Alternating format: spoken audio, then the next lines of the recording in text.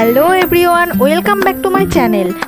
আজ বানাবো শুকনো গাছের ডাল ও মোম দিয়ে ফুল গাছ। তার জন্য স্টিলের বাটিতে মোম রেখে ফুটন্ত জলে বাটিটা বসিয়ে দিয়ে মোমটাকে গলিয়ে নিতে হবে খুব ভালোভাবে।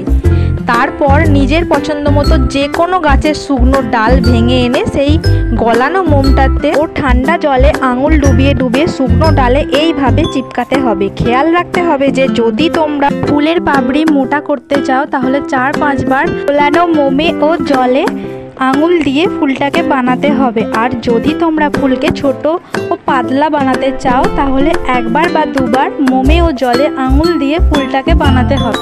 আমি যেহেতু ফুলের পাপড়িগুলো পাতলা করতে চাইনি তাই বারবার মোমে ও জলে 4টি আঙুল ডুবিয়ে ফুলগুলোকে বানিয়েছিলাম। তোমরা চাইলে 3টি আঙুল দিয়েও ফুল বানাতে পারো।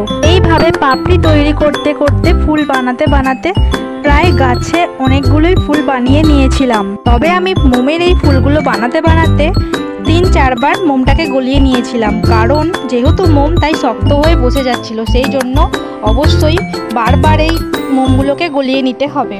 আর আমি যেই মোমগুলো ব্যবহার করেছিলাম সেগুলো ছিল বাড়ির সত্যনারায়ণ পুজোর জন্য আনা একটা বড় মোমবাতি। সেটা জ্বালানোর পর মেঝেতে গলে গলে যে মোমবাতিগুলো পড়েছিল সেটা দিয়েই আমি এই ফুলগুলো বানিয়েছিলাম। যেহেতু পুজোর জন্য কিনে আনা বাতিটি পিঙ্ক কালারের ছিল তাই বাড়তি করে আমাকে মোমেতে রং মেশাতে হয়নি। তোমাদের কাছে যদি এরকম রঙিন বাতি সংগ্রহ করা থাকে তাহলে এই বাতি দিয়ে তোমরা বানাতে পারো ফুল, অথবা বাজার থেকে কিনে আনা মোমেতে নিজের পছন্দ মতো রং মিশিয়ে এরকম ফুল বানিয়ে নিতে পারো খুব সহজেই।